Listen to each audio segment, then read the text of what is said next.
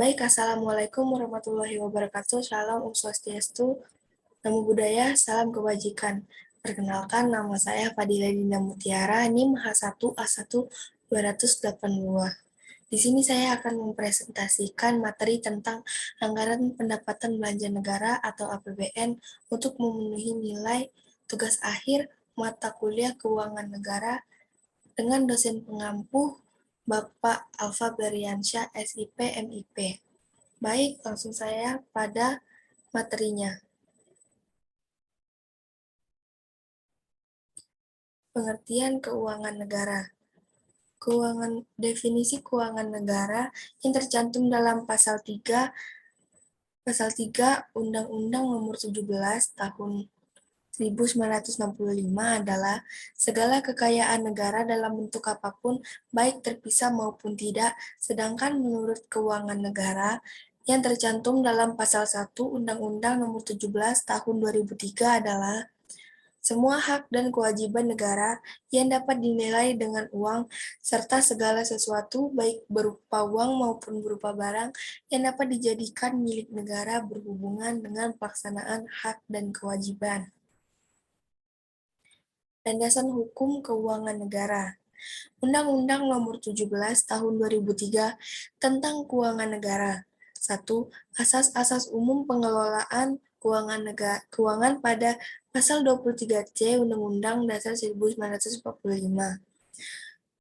Undang-Undang tentang Keuangan Negara perlu menjabarkan aturan pokok yang telah ditetapkan dalam Undang-Undang Dasar tersebut ke dalam asas-asas umum yang meliputi baik asas-asas yang telah lama dikenal dalam pengelolaan keuangan negara seperti asas tahunan, universalitas, kesatuan, dan spesialitas maupun asas-asas baru sebagai pencerminan penerapan kaidah-kaidah yang baik dalam pengelolaan keuangan negara, yaitu akuntabilitas, berorientasi pada hasil, profesionalitas, proporsionalitas, keterbukaan dalam pengelolaan keuangan negara, pemeriksaan keuangan oleh badan pemeriksa yang bebas dan mandiri.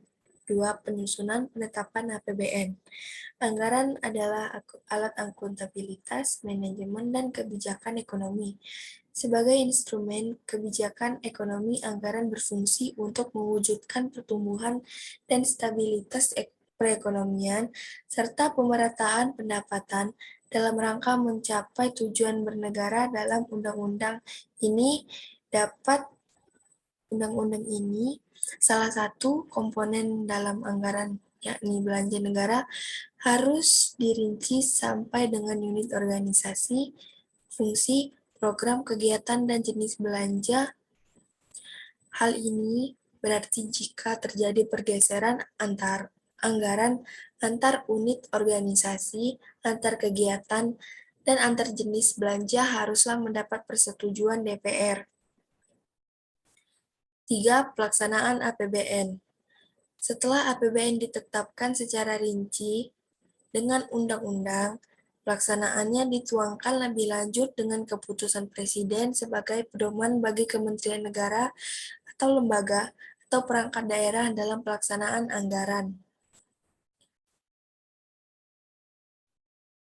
Selanjutnya, proses penyusunan APBN. Tahap pertama yaitu tahap pendahuluan. Tahap awal mempersiapkan rancangan APBN oleh pemerintah meliputi asumsi dasar APBN, perkiraan penerimaan dan pengeluaran, skala prioritas, dan penyusun budget exercise. Tahap kedua yaitu tahap pengajuan, pembahasan, dan penetapan. Tahapan ini dimulai dengan pidato Presiden sebagai pengantar RUU APBN dan nota keuangan. Selanjutnya, membahas baik antara Menteri Keuangan dan Panitia Anggaran DPR maupun antara komisi-komisi dan departemen lembaga teknis terkait. Hasil dari pembahasan berupa Undang-Undang APBN memuat satuan anggaran sebagai bagian tidak terpisahkan dari UU tersebut untuk membiayai tugas umum pemerintah dan pembangunan. Departemen atau lembaga mengajukan rencana kerja dan anggaran kementerian atau lembaga RKAKL kepada Departemen Keuangan dan Bappenas untuk kemudian dibahas menjadi daftar isian pelaksanaan anggaran yang diverifikasi sebelum proses pembayaran. Dalam pelaksanaan APBN dibuat petunjuk berupa keputusan Presiden sebagai pedoman pelaksanaan APBN. Tahap ketiga, tahap pengawasan APBN. Pengawasan terhadap pelaksanaan APBN dilakukan oleh pengawasan fungsional baik eksternal maupun internal pemerintah. Pemerintah melalui Menteri Keuangan membuat laporan pertanggungjawaban pelaksanaan APBN dan melaporkannya dalam bentuk RUU PAN yang paling lambat dilakukan 15 bulan setelah berakhirnya pelaksanaan APBN tahun anggaran yang bersangkutan. Laporan ini disusun atas dasar realisasi yang telah diaudit oleh BPK. Hasil pemeriksaan, perhitungan, dan pertanggungjawaban pelaksanaan yang dituangkan dalam RUU PAN disetujui oleh BPK. RUU PAN tersebut diajukan kepada DPR untuk mendapat pengesahan menjadi undang-undang perhitungan anggaran negara.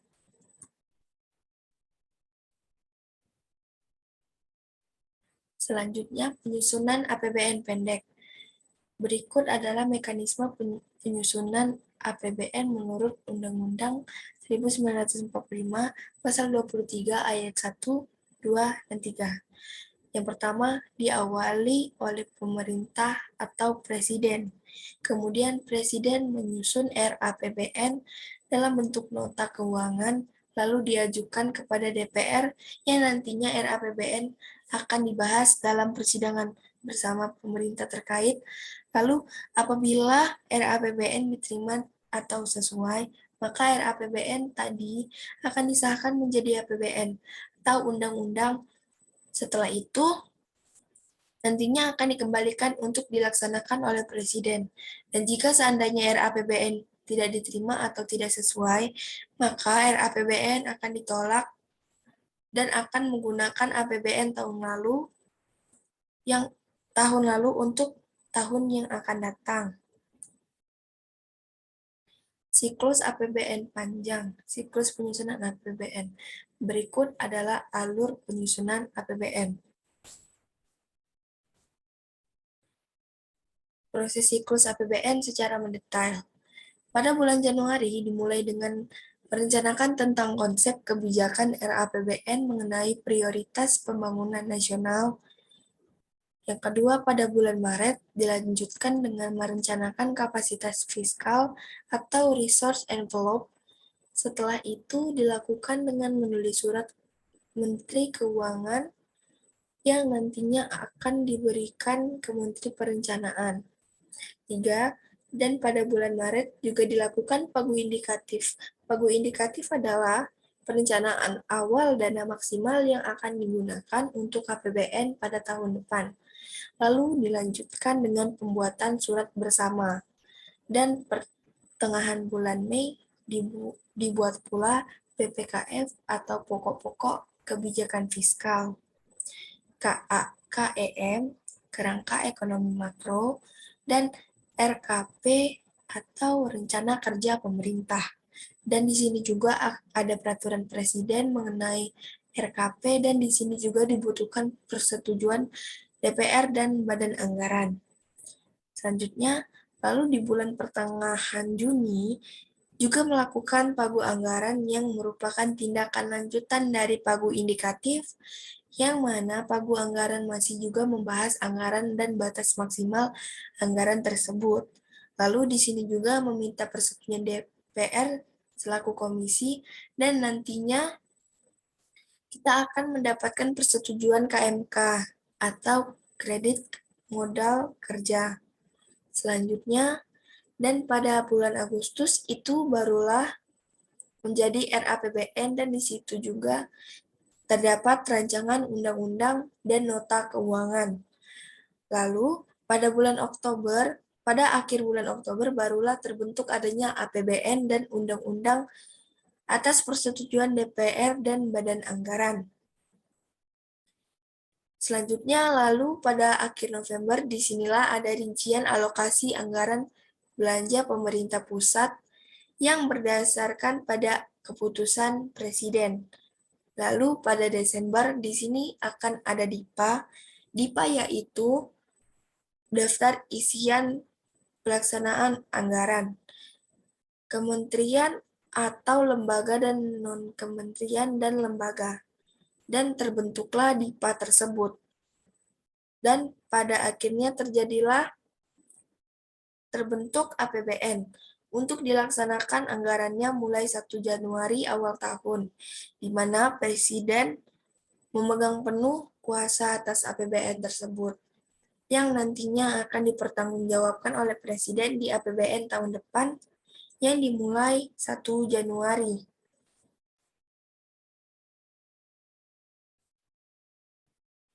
Tabel anggaran pendapatan negara serta unsur-unsurnya. Berikut adalah tabel beserta unsur-unsurnya. Unsur-unsur dari tabel anggaran penerimaan. 1. Pajak dalam negeri. Meliputi beberapa sumber perpajakan diantaranya pajak penghasilan atau PPh, pajak pertambahan nilai atau PPN, pajak penjualan tas barang mewah, materai, PBB, cukai, dan pajak lainnya.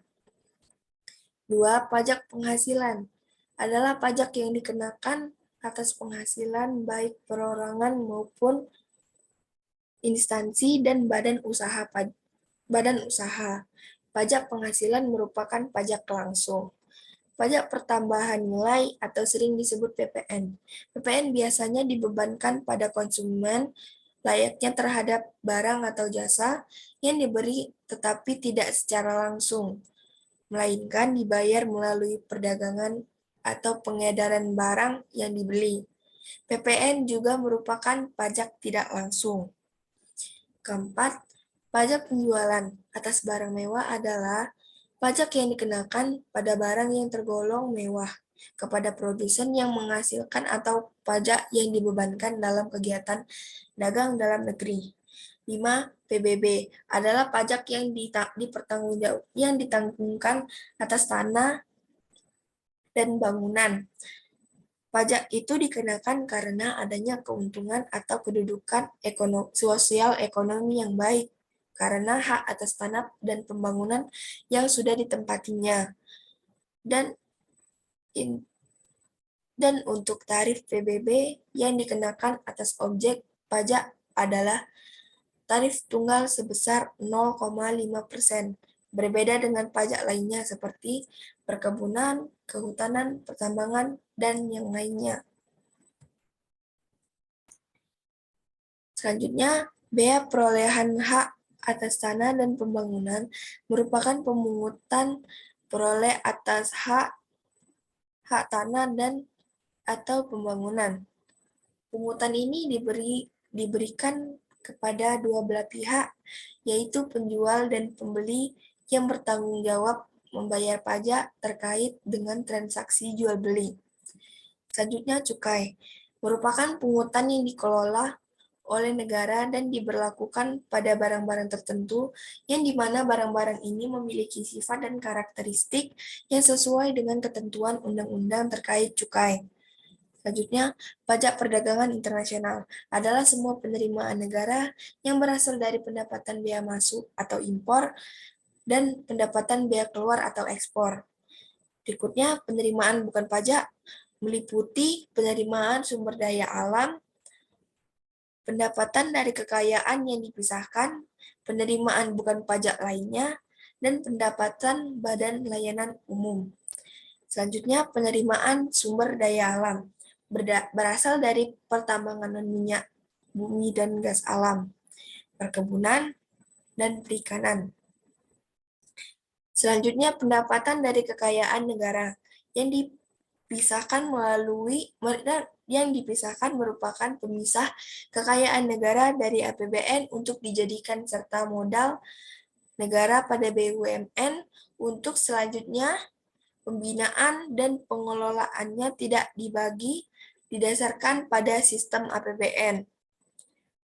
Selanjutnya, penerimaan bukan pajak lainnya, yaitu penerimaan dari hal-hal di luar pajak seperti pertambangan umum, panas bumi, retribusi daerah. Selanjutnya, pendapatan Badan Layanan Umum (BLU) merupakan instansi pemerintah yang menyediakan barang dan jasa yang bersentuhan langsung dengan masyarakat. Selanjutnya, hibah. Hibah adalah pemberian dari seseorang semasa hidupnya kepada orang lain. Sesuatu yang dihibahkan dapat merupakan barang-barang bergerak dan barang-barang tidak bergerak. Contohnya properti, rumah, dan hibah tanah. Tabel realisasi pengeluaran negara. Tabel pengeluaran negara keuangan miliaran rupiah. Di sini terdapat pengeluaran negara berupa pengeluaran pemerintah pusat, belanja kementerian dan lembaga, belanja non-kementerian dan lembaga. Yang nomor 2, pengeluaran untuk daerah, terdiri atas transfer ke daerah, dana perimbang, dana insentif daerah, dana otonomi khusus, dan dana keistimewaan DIY, dana desa, serta yang terakhir suspend. Berikut penjelasannya. Unsur-unsur realisasi pengeluaran negara. Pengeluaran pemerintah pusat dapat didefinisikan sebagai semua pengeluaran negara untuk membiayai bangunan dan tugas-tugas umum. Belanja kementerian dan lembaga itu sendiri meliputi belanja pegawai, belanja barang, belanja modal, belanja bunga uang, belanja subsidi, belanja hibah, belanja bantuan sosial, dan lain-lain. Belanja non-kementerian dan lembaga meliputi belanja subsidi non-energi seperti subsidi raskin, subsidi pupuk, subsidi benih padi, jagung, dan kedelai, serta subsidi pajak dan subsidi harga. Selanjutnya, pengeluaran untuk daerah adalah dana bantuan yang diberikan oleh pemerintah pusat untuk pemerintah daerah yang nantinya akan dikelola oleh pemerintah daerah. Transfer ke daerah adalah bagian dari belanja negara dalam rangka mendanai pelaksanaan desentralisasi fiskal berupa dana perimbangan, dana otonomi, dana khusus, dan dana penyesuaian.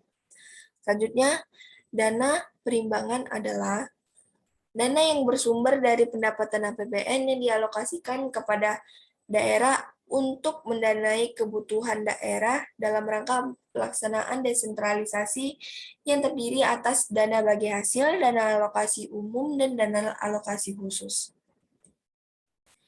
Berikutnya, dana insentif daerah merupakan salah satu dana transfer umum dari pusat yang dialokasikan untuk memberi insentif penghargaan kepada daerah atas kinerja pemerintah daerah dalam perbaikan atau pencapaian kinerja di bidang tata kelola keuangan daerah, pelayanan umum pemerintahan, pelayanan dasar publik, dan kesejahteraan masyarakat. Selanjutnya, dana otonomi khusus dan dana keistimewaan daerah istimewa Yogyakarta adalah dana yang dialokasikan untuk membiayai pelaksanaan otonomi khusus suatu daerah, sebagaimana ditetapkan dalam Undang-Undang Nomor 23 Tahun 2008 tentang penetapan Perpu Nomor 1 Tahun 2008 tentang perubahan atas Undang-Undang Nomor 1 Nomor 21 Tahun 2001 tentang otonomi khusus bagi Provinsi Papua menjadi undang-undang dan Undang-Undang Nomor 11 Tahun 2006 tentang Pemerintahan Aceh. 9. Dana desa didefinisikan sebagai dana yang bersumber dari APBN yang diperuntukkan bagi desa dan yang ditransfer melalui APBD kabupaten atau kota dan digunakan untuk membiayai penyelenggaraan pemerintah, pelaksanaan pembangunan, pembinaan, kemasyarakatan, dan pemberdayaan masyarakat. Selanjutnya masuk kepada kesimpulan. Kesimpulannya adalah anggaran adalah perencanaannya rinci untuk masa depan yang dinyatakan secara kuantitatif dan lebih spesifik memperlihatkan bagaimana sumber daya, didapatkan dan digunakan pada periode tertentu, dengan mengidentifikasi tujuan dan tindakan. Anggaran negara pada suatu tahun secara sederhana bisa diibaratkan dengan anggaran rumah tangga ataupun anggaran perusahaan yang memiliki dua sisi, yaitu sisi penerimaan dan sisi pengeluaran. Sebenarnya anggaran negara dapat terjadi defisit karena pengeluaran negara atau anggaran belanja negara baik rutin maupun pembangunan lebih besar daripada kemampuan penerimaan negara atau dalam negeri. Defisit yang terjadi kemungkinan ditutup dengan hutang dari luar negeri. Bantuan negara luar negeri ini membuat anggaran negara secara eksplisit dapat berimbang. Baiklah, sekian presentasi dari saya. Lebih dan kurang saya mohon maaf. Wassalamualaikum warahmatullahi wabarakatuh.